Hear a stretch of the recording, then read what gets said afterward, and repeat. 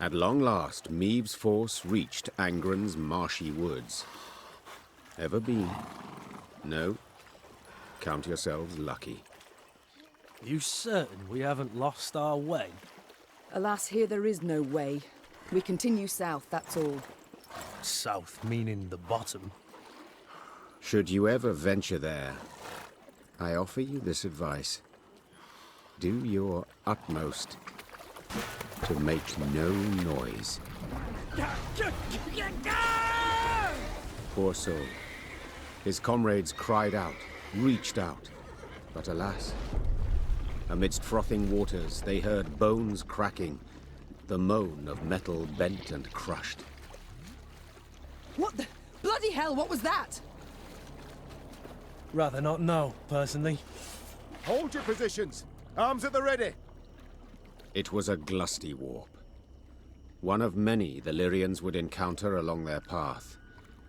But let's not get ahead of ourselves. At last, Meave and her force stood upon the Yaruga's bank.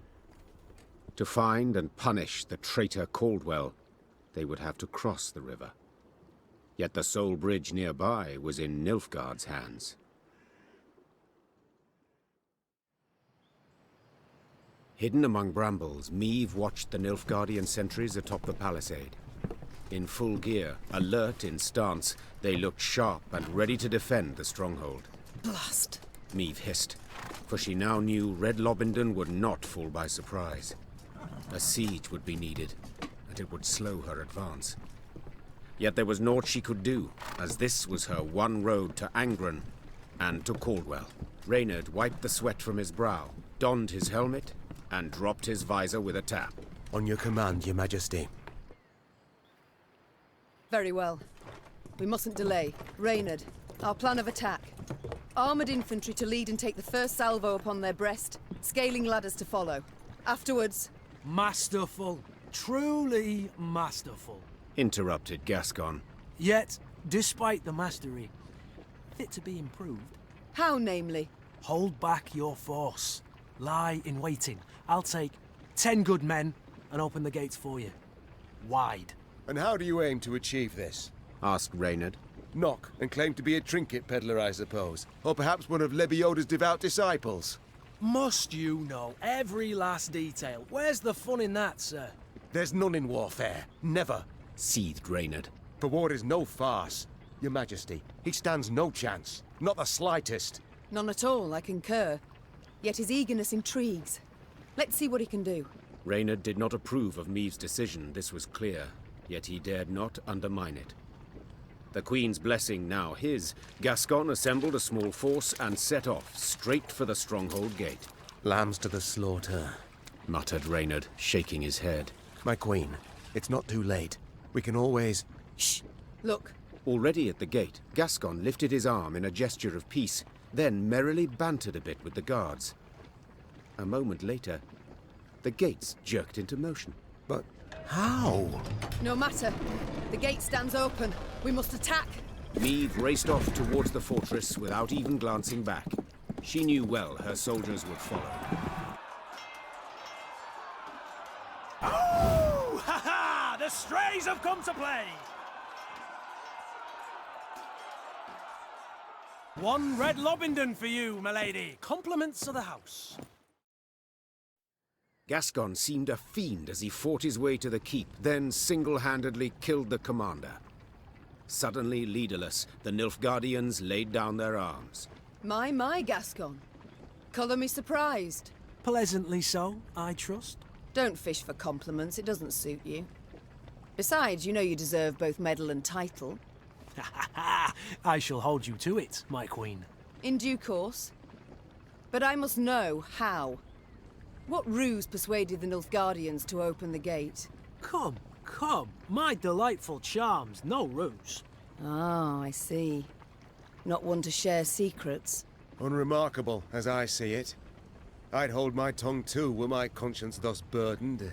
I've done naught to hide my shameful past, friend. I was a brigand, indeed, yet... Do not dare take me for a fool. You know of what I speak. Yet I don't. Reynard, what is this? What the devils is with you? Your Grace, In Mahakam, the Nilfgaardian letter we managed to intercept. Consider your offer accepted. Direct Meve and her force to the agreed site. We await their arrival. Your reward shall be as agreed. 'Twas Gascon who told us Caldwell had received Angren to rule. 'Twas Gascon who suggested we ride for Lobindon. Here, the Blackclads willingly opened the gate, for they expected him to deliver a prisoner. You! Yes. I might have expected as much. When captive, I asked you why you'd chosen to aid me. Your answer was odd and unconvincing. Maeve! It's your majesty, you rogue. What did they promise you? Amnesty? Coin in heaps? Both. I knew Nilfgaard wouldn't parley with me as a matter of course. To be treated seriously, I needed something they valued. A stroke of luck, it was, the chance to free you from Caldwell's grip. 'Twas in Edern that we first spoke. Then came to an understanding after Rosberg's fall. Why do I still live then? Why not snatch me under Knight's mantle? Drag me to Red Lobindon in chains? Maeve, I sought to sell you out, I did, and aimed to gain by it. Yet in Edern, you earned my respect. In Mahakam, my admiration. I swore then I wouldn't follow the terms of the accord I'd made. Instead, I'd let you into the fort and make damn sure the Commandant couldn't reveal the truth. Alas, seems I underestimated Reynard. Flattery will get you knout. You, sir, are a traitor. Oh, please, friend. You appear to me a pot that calls the kettle black. Reynard? What does he mean? I've no notion, your grace. Not the slightest. Truly? Ha! And I had you pegged for a man of honor. Come now, Reynard. Who sent secret missives to Willem? Go on, you really should tell your queen. What? Reynard? His Highness guest chambers in Mahakam. One of my lads snuck in. Found a letter bearing the signature of one Reynard Odo. Reynard, I beg you. Say it's not so. Tell me it's a filthy lie. Your grace. I'd hoped His Highness and you would reconcile. To see son stand against mother rent my heart. I wish to help. Behind my back. Your Majesty, I sought merely to push the youth to see reason, to open his eyes. So say you now. Yet I can't know what was in the letters. I can't know what pacts you made. And alas, I can no longer take you at your word. I'm not alone in having deceived. Yet I am in repairing my wrong. Meve felt a tempest rise inside her. Yet she could not release it lest it cloud her view. She would solve the problem, strike it from her mind, and resume her journey at once. Drawn and quartered I should have you both. Yet in truth, I cannot do without your aid. Now more than ever. 'Tis the one reason I show mercy and forgive. Your grace, perhaps made with doubt, but 'tis the right decision. I shall prove it. Thank you. Reynard and I rarely see eye to eye, but under the circumstances, I second his every word. Oh, shut your damn traps!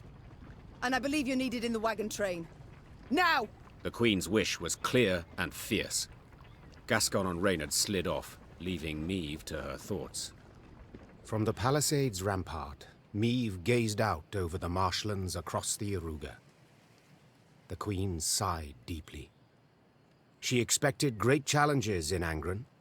She had also expected, even hoped, to find the one traitor in her midst. But two, and both her close aides-de-camp. She felt a weight upon her heart now. Blast it all. She muttered. Not the first dagger I've taken in the back. Likely not the last either. Yet to pity my lot will help not at all. From the captive Nilfgaardians, Meve learned Caldwell was at Tuzla Castle, in Angren's very heart. A small detachment would remain at Red Lobindon, while the Queen with the rest of her force set off to face the treacherous Count.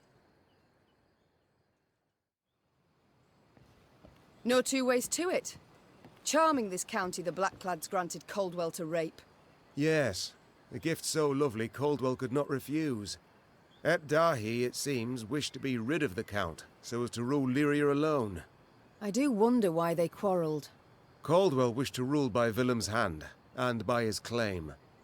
Of little benefit to Nilfgaard, so the general disapproved. As do I. By all means. The Lyrians came to a crossroads. As Meve and her scouts conferred about the proper path to take, a footman, of a sudden, collapsed upon the muddy ground. His comrades strove to rouse him. Alas, to no avail. Meve called for a medic. One arrived, post-haste. He checked for wounds, a heartbeat, all else for which a medic checks. Then he peered down the soldier's throat. In a flash, he was on his feet, his hand over his mouth, backing away. What's with him? What's wrong? The Queen asked, her eyes darting between the medic and his patient. Typhus exanthematicus, Your Grace. Replied the physician, wiping his hands with a spirit-soaked cloth. Typhus fever. Contagious? Extremely, I fear. Though not yet at this stage. The spots are but in his mouth for now. Tomorrow he'll be blotched all over. It's then the disease turns infectious. I see. What about a cure? Is one known? The medic looked at Meve, shook his head and shrugged. Alas, there was precisely naught he could do. But where medicine fails, magic may at times stand in. Without giving it two thoughts, Meve called for Isbel. It's Typhus, I've no doubt. The healer confirmed. I know a spell that could be helpful. Vigal's cleansing, we call it. It takes time to prepare and many ingredients. Rather costly, or... Coin's no object. Said Meve. Get to work at once. Isbel returned from the local herbalist with herbs valuable and rare. Fern blossoms, mandrake root, comfrey seeds, and more. She then pulled from her bundle a variety of vessels, funnels, retorts, alembics, carafes. Coloured concoctions she then brewed, steam and strange odours rising from them. Hours later, after much effort, she had a few drops of a thick substance in a flask. Isbel whispered an incantation, then gave the remedy to the dying man. His tremors and fever subsided at once, the other symptoms fading within hours. At last, Meve could breathe a deep sigh of relief. 'Tis a land of monsters. Belongs to them, it does. Human folk are nowt but guests here. Beware, me lady. Watch out for leeches especially. They'll slip in your knickers, give 'em half a chance.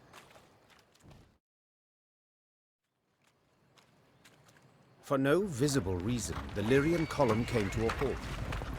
Meve stood in her stirrups in a bid to see the cause. Something had blocked the way, it seemed. Something large. A tree felled by a storm, or an abandoned wagon, the Queen thought. Neither was true. A boulder huge as a barn lay in their path. Footmen had slung ropes around it, planted their feet, and now sought to pull it aside. Did not budge an inch. Perhaps I could assist you. Meve turned in her saddle on hearing the voice. Several travellers in faded robes warily crept from the trees. A young woman with long, light-coloured hair led the way. You don't much resemble a rock troll. Said the Queen, eyeing the slender stranger skeptically. But go on, do try. The fair-haired lass crouched beside the stone, closed her eyes, and began to whisper. Horses whinnied and tugged at their reins. A hound howled in the distance. And then, the boulder rolled to the side like an apple crossed the deck of a boat rocked by seas. Who are you? Do tell. A druid. Came her calm response. This stone. It stood in our circle. The woman silently turned toward the wood. Meve followed her gaze, and among the trees saw other large stones, cracked and scorched. What happened here? We refused the Nilfgaardians' aid, Answered the druid. so they raised our shrines. Though, perhaps it's a blessing. A blessing? How so? A darkness fell upon Angren a time past, and it grows. The forest turns savage, its creatures drunk on blood. Folk have come to worship other cruel gods. It's time we abandoned this land forsaken and went south, to Kedmerkvid. Our path leads south too, though not as far. Said the Queen. Do join us. Given the times, there's safety in numbers. The druids agreed, and were grateful. They walked at the rear of the column, muttering prayers, their faces concealed beneath hoods.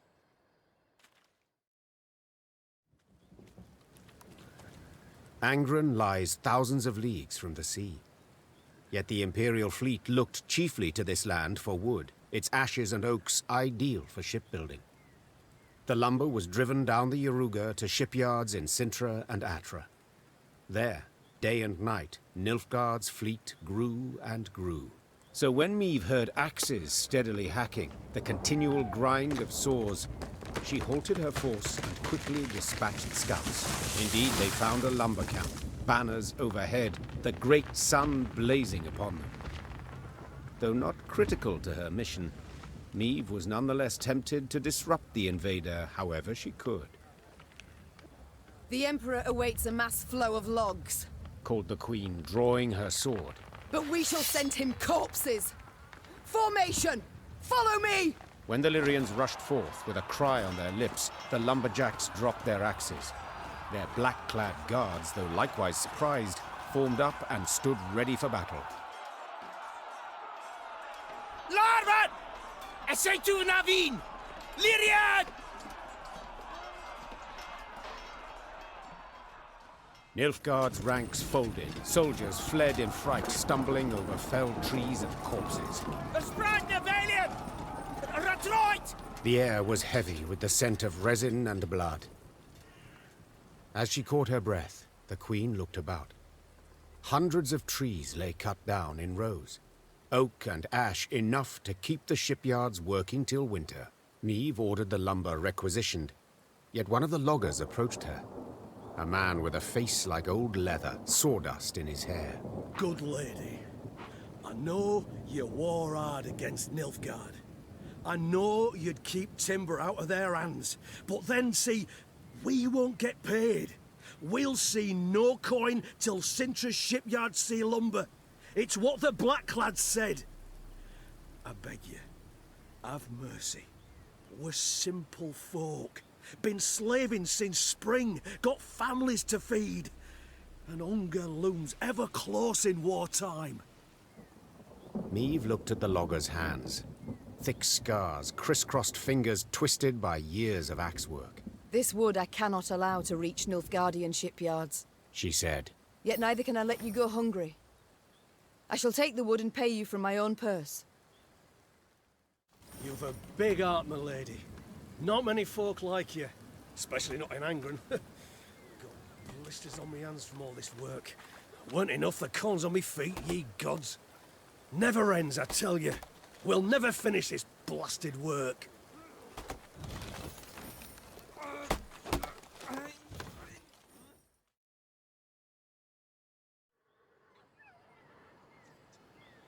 In the distance, Meve spotted a spindle-like shape, which soon proved an enormous, dark obelisk. It stood in the middle of a wetland clearing. Dozens of iron rings dangled from its shaft, clinking and rattling in gusts of wind. Cows, donkeys, and dogs were gathered round the stone, all tied to the rings by ropes. Their hides showed many shallow cuts, seeping blood, festering, drawing mosquitoes in swarms. A number of the animals struggled against their cords, while others, near dead, lay still in the wet, tall grass. Across the clearing, folk emerged from the woods, a handful of peasants with a mule in tow. The beast resisted, stomped and planted its hooves, perhaps sensing its gruesome fate. The Queen decided to question the peasants, and soon learned the animals were their sacrifice to the swamp gods. They're all about, dearie. Very close. Oh, very, very close. The toothless old woman whispered. They hide neath murky waters. Can't feed when they hear the drip of blood. The gods look kindly on those what make an offering. I know nothing of your gods, said the Queen. And if they demand such ghastly tribute, I don't wish to know anything. Then take care, dearie, replied the old shrew. For what the gods aren't given, they take. Venture not into Iskith. Avoid the fruit of its trees. And beware the one they call Gurna Cora. Meve nodded, raised a hand, and gave the signal to march. As the force moved on, there was mumbling in the ranks. Then all shuddered when the swamp's continuous drone was interrupted by the mule's inhuman wailing as the peasants carved bits of skin from its flesh.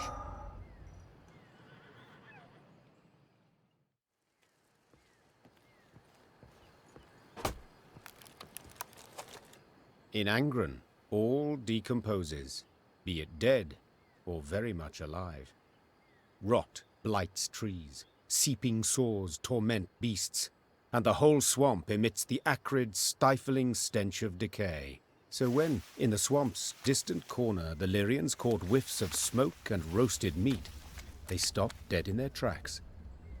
The scouts followed their noses to a clearing framed by a palisade. Through the gaps in the posts, they spotted a small fort. Any banners upon it? Whose do you see? Asked the Queen. There aren't none, your grace. Not one golden sun, not one silver lily. Meve gave the gate a few solid knocks with her shield. Moments later, a dozen armed men appeared atop the rampart. The one who led them wore a beard. Who are you? Why are you here? I'm Meve, Queen of Lyria and Rivia. At war with Nilfgaard, I ventured into these swamps. Is there a war on? Hey, that's news. Certainly, but little concern to me. The name's Gimpy Gerwin, and I rule these lands. Is that so? As conferred upon you by whom? By me! Angren's a good bit larger than folk think. And no dukes or emperor's fingers stand to reach its every corner. Thus I just up and took this particular nook. Made it mine. So let's parley, Meve. One ruler to another. At the risk of being blunt, I don't care who wins this war. But I want to be in good standing with whoever does. So, I offer you a fire at which to warm your limbs. Also, a place at my table and beds for you to rest. On condition, you pledge to me one very small thing. To respect the sacred laws of hospitality. So be it. I do solemnly swear before the gods and my ancestors that we shall honor all the laws of hospitality. Then you're most welcome inside. The fort was simple, built of logs, covered with thatch. Oh, but inside, it was warm, dry. Hot, steaming dishes were piled upon platters, the tables beneath them bent from their weight. Smiles appeared on her soldiers' drained faces, and Meve's spirits were lifted at last. Gerwin proved a cordial host, and eagerly shared both food and tales. He'd led a mercenary band, and they'd stumbled into Angren, discovered a land unclaimed by any feudal lord. He'd erected the fort, then united the surrounding villages under his very own rule. The folk here are savage, defiant, he said, sipping wine. I keep them on a tight lead for their own good. Elsewise they'd slit your throat first chance they got. Late that night, Meve went to see if her mare had been dressed. In the stable, she happened on a farmhand. Recognizing the Queen, the man fell to his knees and averted his eyes. Meve noticed a strange object dangling from a rope around his neck. A human hand half rotted to the bone. What? What is that? Me wife's hand, your grace, stammered the peasant. Lord Gerwin caught her sneaking some grub. Scraps, really.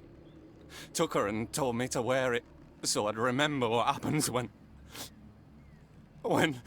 Meve left the stable without uttering another word. She went straight to the servants' barracks. In the pale glow of her torch, she looked over the peasants. All terrified, all with fresh, bleeding wounds. The Queen felt rage rise inside her.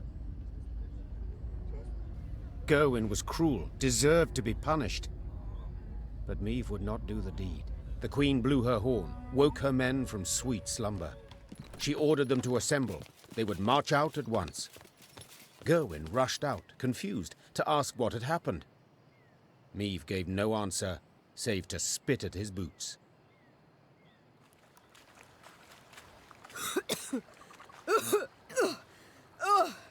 Your Majesty?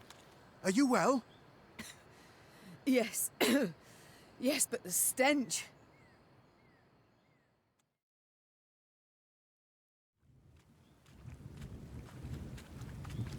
The scouts rode at the fore, with Meve right behind them. Their task, to find safe passage for the rest of the force. One among them probed for the quagmire's depth, a pole of 5 ells in hand. Suddenly, all heard a loud clang. The scouts dismounted, then heaved a bronze statue from the mire. Once it was cleaned of slime and muck, Meave instantly recognized its elven handiwork. The sculpture was exceedingly well preserved, save one detail. Someone had removed its face, leaving a black hole in its stead. Search the environs, ordered Meave. Amongst some brambles, they discovered the entrance to a vast tomb. Its doors had been torn open. On the ground before them lay scattered bones, some yellowed with age, others fresh, cracked and tattered from having been gnawed. Meave stood silent and contemplating at the tomb's threshold. Then, torch in hand, she entered and waded into fetid waters. Her soldiers followed close, arms at the ready, a nervous sweat on their brows. Frescoes on the tomb walls depicted Angren swamps and the beasts that prowled them. 2 words were inscribed over the largest of the horrors: Gwern Iker. The bloody mistress. Barnabas Beckenbauer whispered. Suddenly, a roar thundered from deeper inside the tomb. Meave turned from the frescoes to see monstrous eyes blazing in the dark. To me! We'll not die this day! It's so dark and wet. Why is it everywhere we go it's dark and wet?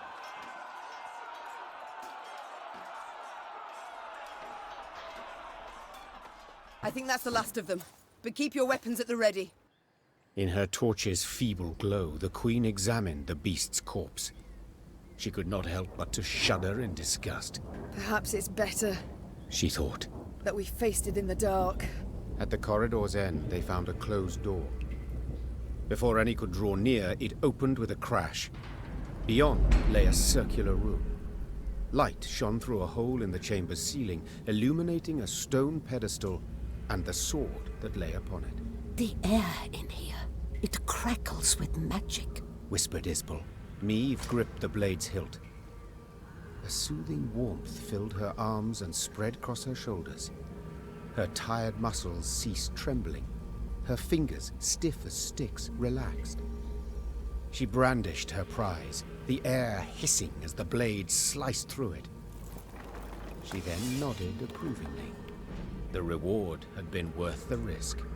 Barnabas Beckenbauer, a gleam in his eye, asked to look at the unsheathed sword.